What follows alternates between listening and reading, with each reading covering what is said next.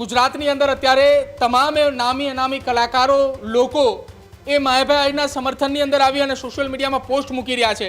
આપે પણ એક પોસ્ટ મૂકી છે. માયાભાઈ આહિરે સમાજ માટે સંસ્કૃતિ માટે ઘણા બધા કામો કર્યા છે.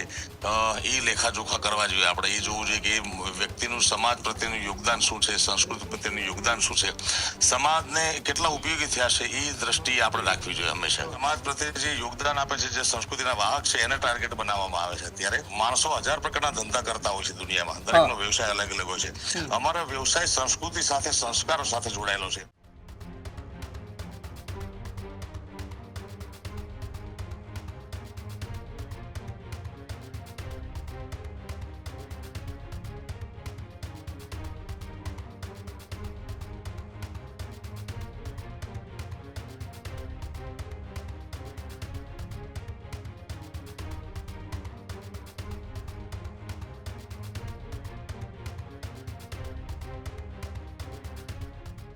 માયાભાઈ આહિરના સમર્થનની અંદર જે ગુજરાતભરના 20 કરતાં પણ વધારે ખ્યાતનામ નામી અનામી કલાકારો આવ્યા છે, જેમની પોસ્ટ પણ અમે તમને બતાવી રહ્યા છીએ કે આ તમામ કલાકારો એ હાલ તેમના સમર્થનની અંદર એટલે કે માયાભાઈ આહિરના સમર્થનમાં છે.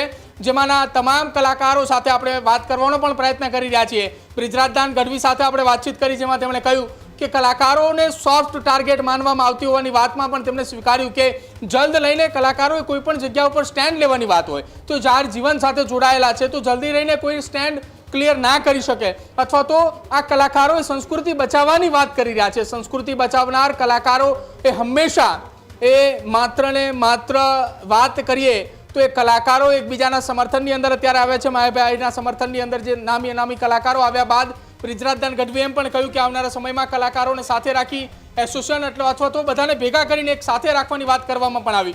કીર્તિદાનભાઈ ગઢવી આપણી સાથે ફોન લાઈન પર જોડાય છે. કીર્તિદાનભાઈ, અત્યારે કીર્તિદાનભાઈ, ગુજરાતની અંદર અત્યારે તમામ નામી અનામી કલાકારો લોકો એ માયાભાઈ આહિરના સમર્થનની અંદર આવી અને સોશિયલ મીડિયામાં પોસ્ટ મૂકી રહ્યા છે. આપે પણ એક પોસ્ટ મૂકી છે. પહેલી પ્રતિક્રિયા શું આપની?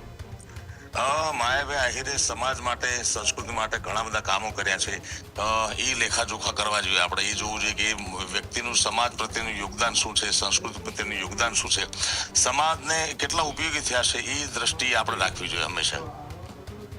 અચ્છા કીર્તિદાનભાઈ, પોસ્ટની અંદર તમે પણ પોસ્ટ મૂકી છે અને ત્યારબાદ અનેક કલાકારોએ પોસ્ટ મૂકી. આ પોસ્ટની અંદર સૌથી પહેલા લખાણ લખવામાં આવ્યું છે કે માયાભાઈ આહિર એટલે કોણ? તો કે જેનો દરવાજો હંમેશા જરૂરિયાતમંદ લોકો માટે ખુલ્લો છે, જેણે અસંખ્ય બાળકોની ફી ભરી છે, જેમણે ક્યારેય એ અન્ય લોકોની એવી વાત નથી સાંભળી. જ્યારે જરૂરિયાતમંદ લોકોને જરૂરિયાત હોય ત્યારે માયાભાઈ અને તેમનો પરિવાર ઊભો છે. સત્ય, પ્રેમ અને કરુણા જેમનું સૂત્ર છે. આ પ્રકારની એક પોસ્ટ બનાવવામાં આવી છે. જી, એટલે આ માયાભાઈનું વ્યક્તિત્વ અમે જે સારા પાસા પણ હોય ને દરેકના, એ સારા પાસાની વાત કરી છે અમે. હા જી.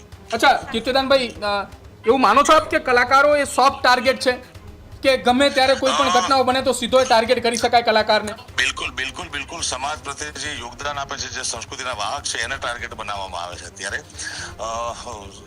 માણસો 1000 પ્રકારના ધંધા કરતા હોય છે દુનિયામાં. દરેકનો વ્યવસાય અલગ અલગ હોય છે. અમારો વ્યવસાય સંસ્કૃતિ સાથે, સંસ્કારો સાથે જોડાયેલો છે.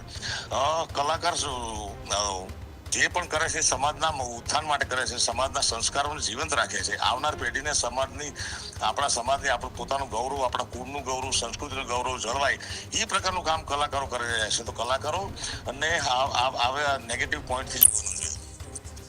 અચ્છા કીર્તિદાનભાઈ, કલાકાર અને કથાકાર જેમણે ગુજરાતની સંસ્કૃતિ, ગુજરાતની ધરોહર જાળવી રાખી છે અને આ સંસ્કૃતિ અને ધરોહર ન માત્ર ગુજરાત, ન માત્ર ભારત દેશ, દુનિયાના અનેક દેશોની અંદર તમે પણ પ્રવાસ કર્યો છે.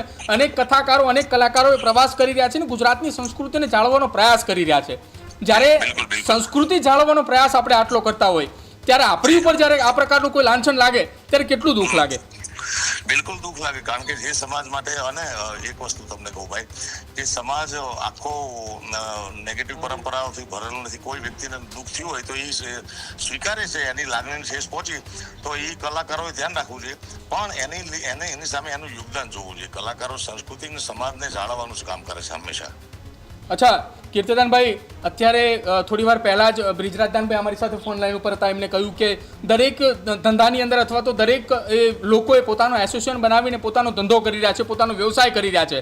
તો આવનારા સમયમાં શું કલાકારોની આ એકતા, અત્યારે જે એકતા જોવા મળી છે, કદાચિત ગુજરાતના ઇતિહાસમાં પહેલી વખત આવી ઘટનાઓ છે કે જ્યાં એક એકતા અત્યારે તમામ લોકોની સાથે મળીને જોવા મળી રહી છે માયાભાઈ આહિરના સમર્થનમાં. આવનારા સમયમાં આ એકતા કઈ નવા જૂની કરશે ખરા, એક થઈ અને કોઈ એસોસિએશન બનાવશે?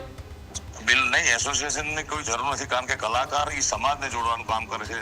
તો જે જોડવાનું કામ કરતા હોય એ તો પોતે જોડાયેલા જ હોય ને. બિલકુલ. અને અમે ગુજરાતના કલાકારો કોઈ પણ ક્ષેત્રના હોય, બધા એકબીજાની સાથે લાગણીના સંબંધથી જોડાયેલા છે, એક પવિત્ર સંબંધથી જોડાયેલા છે. ખેડૂત ભાઈઓ છે ખેતરમાં ડ્રોન ઉડાવતા હોય છે ત્યારે આપણે એક પ્રશ્ન સતાવતો હોય છે કે જે આપણે અત્યાર સુધી જીપીએસ ટેકનોલોજી વાળા ડ્રોન વાપર્યા છે, જેથી કરીને મોબાઈલ ટાવર છે અથવા તો હાઈ ટેન્શન લાઈન પસાર થતી હોય, કોઈ વૃક્ષો હોય, ત્યારે જે જીપીએસ ટેકનોલોજી વાળા ડ્રોન છે એમાં ટકરાય અને ટ્રેસ થાય છે.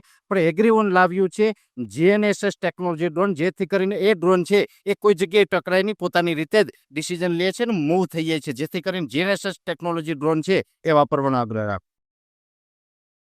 અત્યારે જ ન્યૂઝરૂમ ગુજરાતની યુટ્યુબ ચેનલને સબસ્ક્રાઇબ કરો અને ઇન્સ્ટાગ્રામ અને ફેસબુક પર ફોલો કરો. અપડેટ રહો, સત્યની સાથે રહો.